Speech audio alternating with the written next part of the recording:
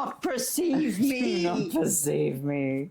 Morning. Morning, and welcome to another Tentacle Quill. Yeah, so different one today. This time we're talking about theatre. Yeah, immersive theatre, known as Punchdrunk. They're famous. They started out in Exeter University. Their big show, Sleep No More in New York, kind of propelled them to fame. Indeed. They had the Burn City show, which ran for a while in London. I've ranted about that before. I went like 3 times. I loved that show. This show, Viola's Room, was a smaller narrative piece. It was smaller. It was a shorter experience. Yeah, Burn City runs 3 to 4 hours. Viola's Room is about 1 hour. Yeah, you get through in about an hour. Yes. And it's a linear narrative that's narrated by Helen Bonham Carter. Yes. We won't be spoiling anything in the narrative, but we will be just talking about what it is, how it is, and our experience. Immersive theatre, it's basically you become part of the experience. You don't just sit in the audience and watch it. So this is your first immersive show? Yeah, I think so. It's a linear narrative, but it is immersive theatre. Now, up front, afterwards, we looked at it all and we had a discussion, and we both agree, if you have the money... Yes. Because you can book an entire slot for yourself and have 100% solo experience. Yes. It's 270 quid to do that. So it's not crazy money. It's about the same price as a really good theatre ticket. Yeah, basically. A bit more. But, you know, it's that. If you have the cash, 100% the way to do it. Oh, yeah. It would be so nice. But the default way for us plebs, we got rush tickets, which if you look, they're much cheaper. So rush tickets are about 25 quid. Yes. Normal tickets range around the £50 mark.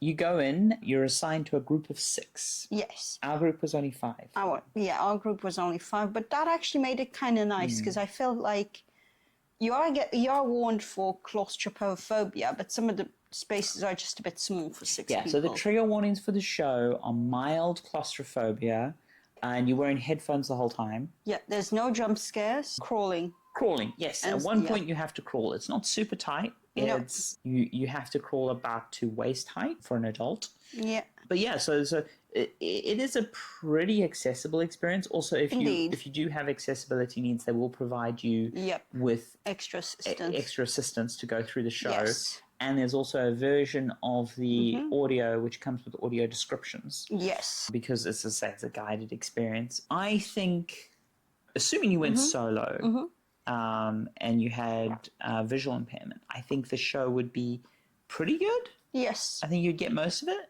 Yes. You have to take off your shoes. You get guided through this experience mostly, as we said, by light. Yes, and it's completely barefoot. Yeah, so you're barefoot the whole way through. And after an hour, you come out, you put your shoes back on. And unlike a lot of other immersive theatre and unlike a lot of other Punchdrunk stuff, I don't think it's worth a second go.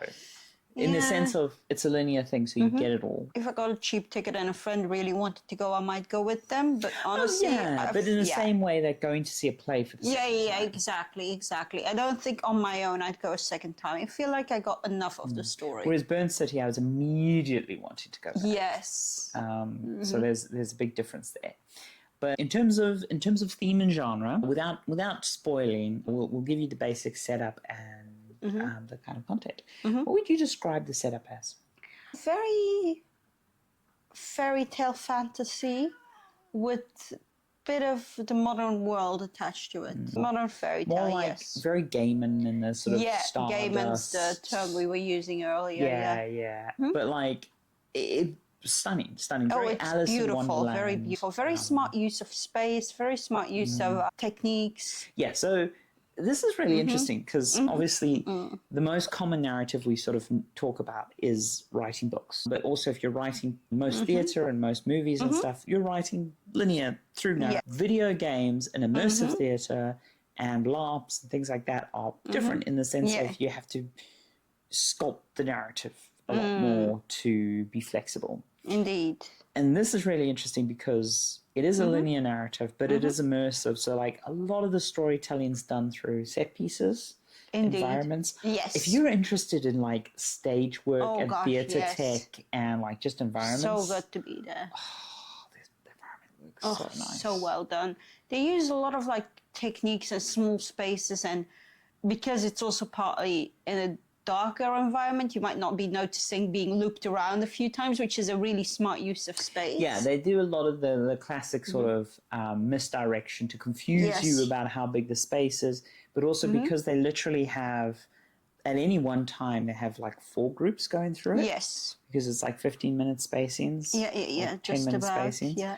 And obviously, people move at their own speed. Of so course. You need a bunch of flexible techniques to go, let's slow these people down, let's speed these people them up. Yes. Very much like theme park design. Yeah. You know? Because I know that a lot of the more modern parks have these kinds of experiences. But I think that's the thing that maybe disappointed me a bit with it, is it felt less like a Punchdrunk thing and more like a high-end theme park. I see what you mean. There was not really any interaction with actors. There was no acting except for the voice acting. Like the only staff members that are present are there for your safety, introduction, and exit. There's no actors performing live during the thing.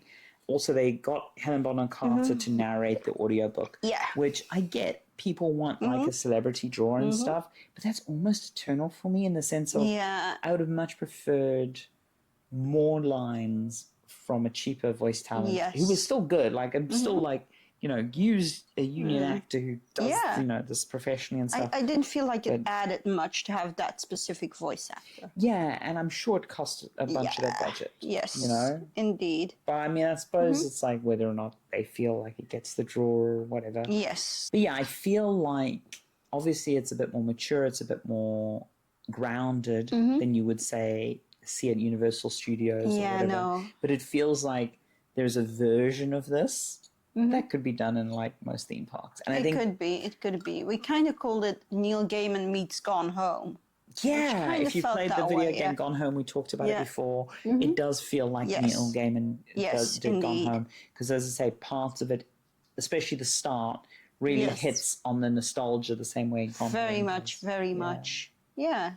Because it's like, that's always the hardest part in theatre and in games and play, is we talk about the magic circle and people getting people to surrender reality and stop being an accountant. Yes, of course. And enjoy, Yeah, and it was pretty easy to do that in this piece just because you've got the music, you're barely aware of the people around you because often you're in a light level that means you don't see people, and with the headphones on you don't exactly hear other people. It goes beyond that. So Punchdrunk are masters of this. So from the very point that we check in the ticket, right, you've got the low light levels and stuff. Yes. And then you're sitting in a themed bar space. Yes, that was beautiful waiting. And then you get taken into the holding room. Yes. And there's the laminated rules and the bits and bobs. Before the show even starts, they've done a lot to sort of put you in a certain mindset. Yeah, that's true. They get you as the first instruction to go into a room and lie down. Yes, basically. So there's a lot of techniques. Yep. They've gotten very good at bringing people into the magic circle. Yeah, it really is, because it never felt like, oh, tunk, the lights are off, or oh, tunk, the lights are on. It was always gradual. There were no jump scares. It was all gradual. It was even a sound ramping up. Yeah, a classic thing is if you run D&D, say, or you play D&D, getting people from talking about work or talking about their day-to-day life to being like Gerlog the Destroyer. Yes. That's the magic circle part. It's that talking in first person rather than Gerlog does this. It's like, no, I go and turn over the chest. But Punchdrunk are masters of that. It also helps to be in that completely different environment and to have literally you take your shoes off, which is another barrier that's kind of people taken only away. Normally do that Yeah, at home. exactly. Like, especially shoes and socks. Yes, because like a lot of places you take your shoes off because like you're visiting a friend's place or whatever. But it is definitely a more intimate thing. So like in Burn City, they do the thing where they give you a mask to put on. Yeah. And that's like, hiding yourself. And there's a whole studies about how to like push people into the magic circle. You definitely get into that space. Yeah. Yeah. Without spoiling it, what would you say is the main reason to go to the show? The story was great. but it's also the immersion. There was a level of immersion and slowly immersing. You're not like been dropped in a room and it's like, right now this is this. It's so slow and so subtle that you kind of just drop your barriers, you drop your defenses. And it's also just, I'm someone who's always very hesitant about experiences like going to immersive theater. I don't want to perform. I don't want to be in the spotlight or anything. I don't want to be the one watched, so to speak. So in this, I was really quite at ease as well because I was just there to enjoy it. There was nothing expected of me except to move when needed. Yeah, you say you don't want to be watched on YouTube. Yeah, No, but do not perceive me. do not perceive me. I would say if you have $25 to spend, you can get rush tickets. Yes, definitely. It's a no-brainer. Yes. And it's an adventure. Even if you can't get rush tickets, I'd say go. It's a bit of an adventure.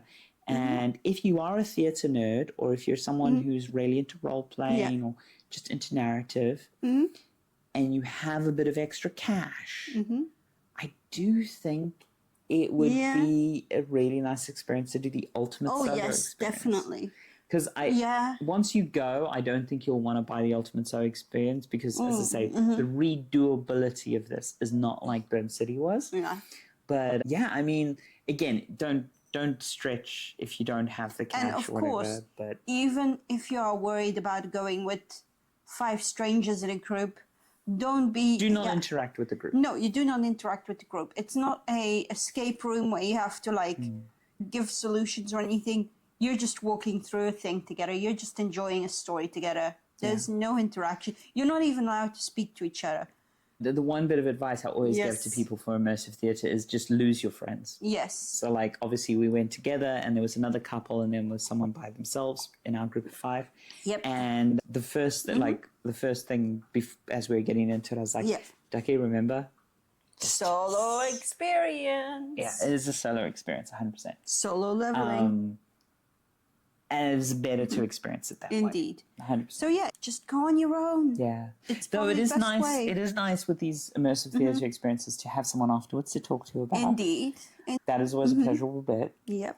But it is not like a lot of other things like Burn City where you all had different experiences and you want to talk about stuff. There will be things where you're like, did you see that? Did you see that? So there will be little things where you're like, oh, I missed that. Yeah, or exactly. But it's more in the way of if you played a single player game, you probably saw like 80% of the content, 70% of the content. And it's more like, oh, did you see this mini boss? Rather than, oh, I totally missed out this whole subplot. Of course, yeah. Yeah. Yeah, no, there were a few like motifs and stuff that are easy to pick up if you pay attention to them. Yeah, no, it's a linear walk-forward narrative experience. You're going to see 80% of the content without trying. Indeed, and it was really lovely. There were like set design, we already touched on it, but it was absolutely brilliant and well thought through. And to be in the middle of that, like to lay down on the cushions and to walk around, and also the underfoot stuff, I felt it was a bit underutilized. No, underfootilized. I think it was good because it built up to a moment. True. And it did definitely. Yeah. Again, I think a lot of it is magic circle. Yes. So if the foot thing wasn't there at all, no, it would have not. It would have been fine. As in, like, there's no story conveyed through that. No. But it's part of bringing you in. That's the thing. I felt like it would have been a lot less immersive without the shoe sting because, Well, because we had the conversation of could you do it as a VR experience? And I think you could, 100%. I think you could digitally package that up with the narration and stuff, and you could have that. Ironically, if you do it as a VR experience, because most people do it at home, you would be barefoot.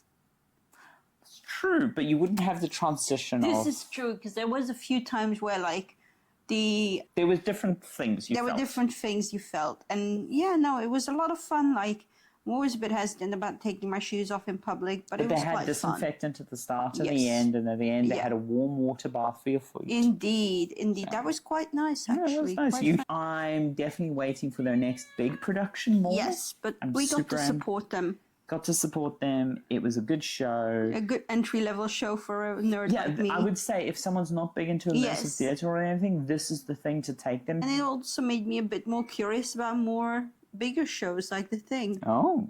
A little bit. Be really interesting to... I was going to say it'd be really interesting to write one of those, but I have written LARPs and I do game stuff as well. But yeah, it's okay. Good. Final thoughts before the cats eat us, because it is their feeding time.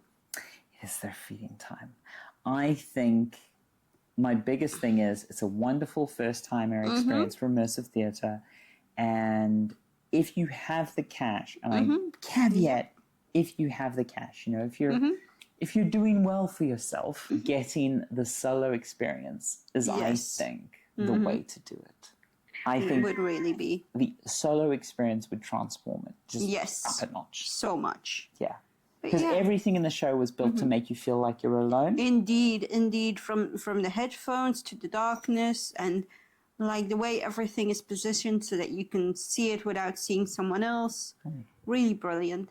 And yeah, that's the same for me. I quite liked it, quite enjoyed the immersiveness of it all, made me a bit more curious.